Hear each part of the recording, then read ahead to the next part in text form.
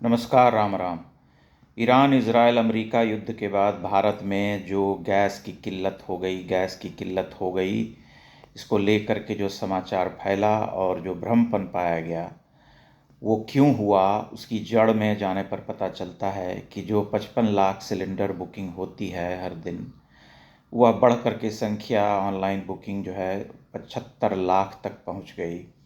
बहुत भारी संख्या में लोगों ने जा कर के एजेंसी के पास भीड़ जुटाई और बहुत पुरानी पुरानी तस्वीरें लगा लगा करके लोगों ने सोशल मीडिया पर ये झूठ फैलाया और लोगों के बीच में अविश्वास भर दिया कि भारत में वाकई बड़ी चिंताजनक स्थिति होने वाली है, गैस सिलेंडर नहीं मिल रहा है। जो कमर्शियल बुकिंग थी उस पर सरकार ने नियंत्रण किया और जो घर में इस्तेमाल में आने वाली गैस सिलेंडर है उसमें भी एक नियम बनाया नया कि 25 दिनों का जो है अंतराल होना चाहिए एक सिलेंडर से दूसरे सिलेंडर के बीच में, और उसके बाद जो है बुकिंग सुचारू रूप से चालू हो गई। ये जो झूठ फैलाया गया उसकी जड़ में अगर आप जाएं तो पता चलता है कि बड़ी संख्या में लोग इधर उधर जमाखोरी और कालाबाजारी कर रहे हैं। उत्तर प्रदेश से यहाँ वहाँ से बहुत सारी खबरें मिल रही हैं। एक तो पार्षद जी के यहाँ से सैकड़ों सिलेंडर जो है बरामद हुए हैं। ऐसी घटनाएं अन्य जगहों पर भी हो रही हैं।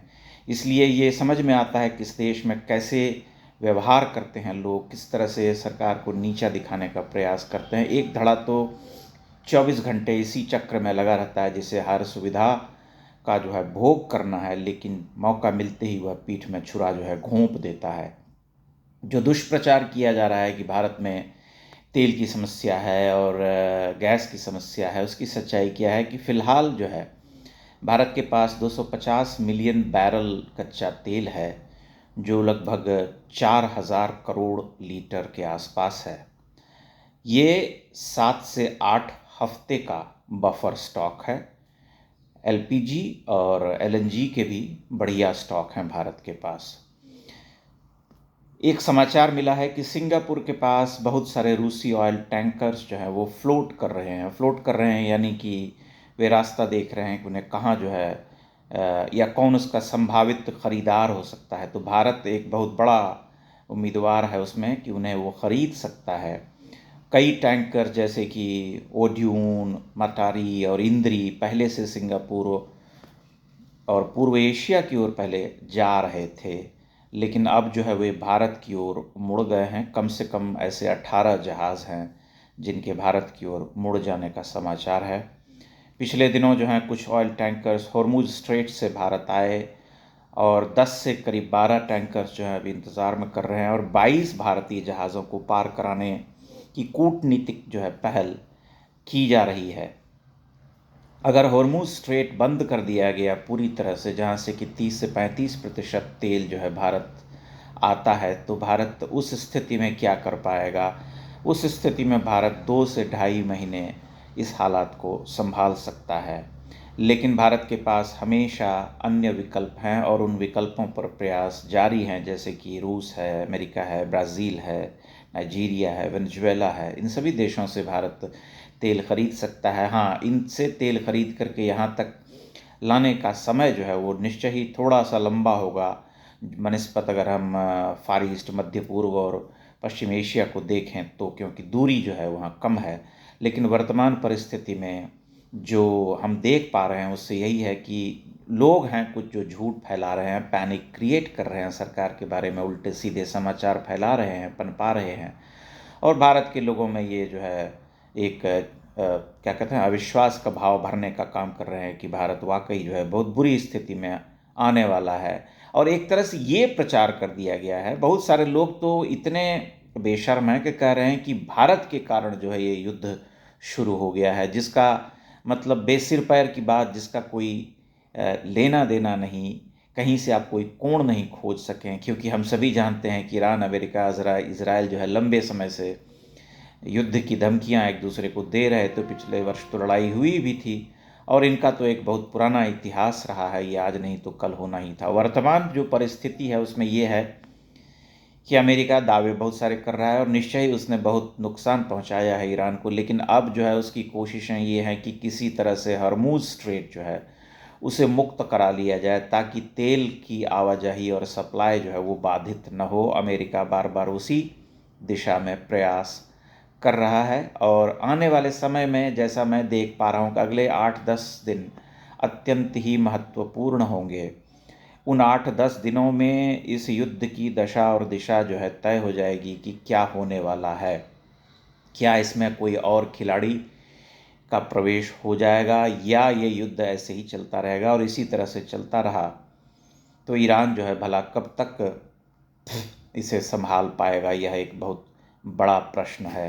क्योंकि जब उसके डिफेंस सिस्टम को 70 से 80% तक नष्ट कर दिया गया है, उसकी वायुसेना को बहुत हद तक बर्बाद कर दिया गया है, नौसेना का बेड़ा जो है वो पूरी तरह से, एक तरह से बहुत बड़ा हिस्सा जो है उसका वो नष्ट कर दिया गया है, रक्षा प्रतिष्ठान जो हैं वो बहुत बड़ी संख्या में उसको निशाने पर लिया गया है, बहुत बड़ी तादाद में वहाँ के जितने टॉप के कमांडर्स हैं वे मारे जा चुके हैं। तब ऐसी स्थिति में निरंतर जब ये युद्ध इस स्तर पर लड़ा जा रहा है, तब ईरान के लिए लंबे समय तक इस परंपरागत युद्ध में ठहर पाना संभव नहीं होगा बहुत लंबे समय तक। हाँ, वो गुरिल्ला वार या छापेमार युद्ध नीति जिसे हम कहते हैं उसे अपना करके एक जो है इस युद्ध को लंबे समय तक खींच सकता है और यहाँ वहाँ जो अमरीकी ठिकाने हैं उन पर घात लगा करके हमले कर सकता है। इस सत्य से कोई मना नहीं कर सकता।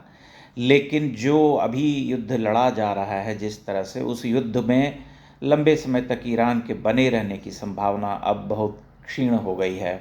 मैं तो नहीं देख पा रहा हूँ। अगले एक सप्ताह में बहुत कुछ तय हो जाएगा। एक सप्ताह में बहुत कुछ तय हो जाएगा, तब स्थितियाँ भी बहुत हद तक मुझे लगता है बदल जाएंगी।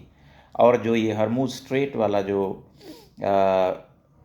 मसला है या जो विवाद है वह भी हल हो जाएगा। एक बार हल हो जाएगा तो तेलों की सप्लाई जो है निर्बाध रूप से होने लगेगी। और वर्तमान परिस्थिति में चूँकि भारत ने एक नीति के तहत ऑयल रिज़र्व या गैस को रिज़र्व करके रखा था, तो भारत के पास मतलब भारतीय समाज के सामने ऐसी कोई चिंतनीय स्थिति नहीं है या ऐसी कोई स्थिति नहीं है कि जिसको लेकर के छाती पीटा जाए या रुदन किया जाए। लेकिन हाँ, इस देश में ऐसे पत्रकार, महान बौद्धिक चिंतक, विचारक तो हैं ही जिन्हें छाती पीटने में आनंद आता है, बल्कि वे निरंतर 365 दिन इसी प्रतीक्षा में रहते हैं कि किसी तरह से सरकार को घेरा जाए, बदनाम किया जाए, गाली दी जाए, असफल बताया जाए, मूर्ख बताया जाए।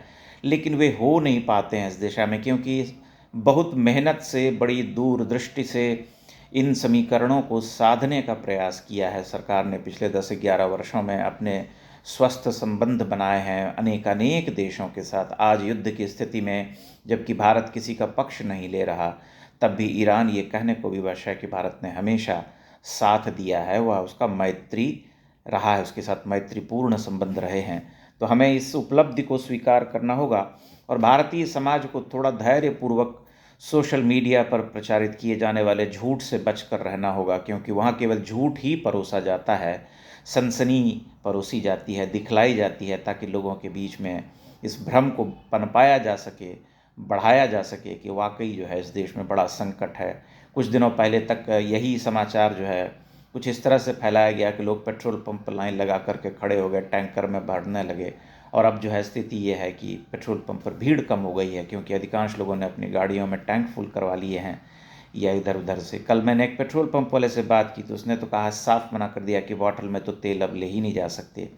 1 लीटर तेल भी अगर लेना हो आपातकाल में, किसी की गाड़ी का तेल खत्म हो गया हो, तो उसे अपना आईडी जो है देना पड़ता है। लेकिन बहुत सारे देश में दूर दराज के ऐसे हिस्से हैं जहाँ घूसखोरी चलती है इस तरह से, और लोग जो है सफल हो जाते हैं। परंतु ऐसी कोई स्थिति अभी नहीं है भारतीय समाज में कि कोई चिंता प्रकट की जाए या छाती पीटी जाए कि हम जो है बड़े कठिन समय में हैं। आप अपनी टिप्पणियाँ इस विषय पर अवश्य कीजिएगा। बहुत बहुत धन्यवाद।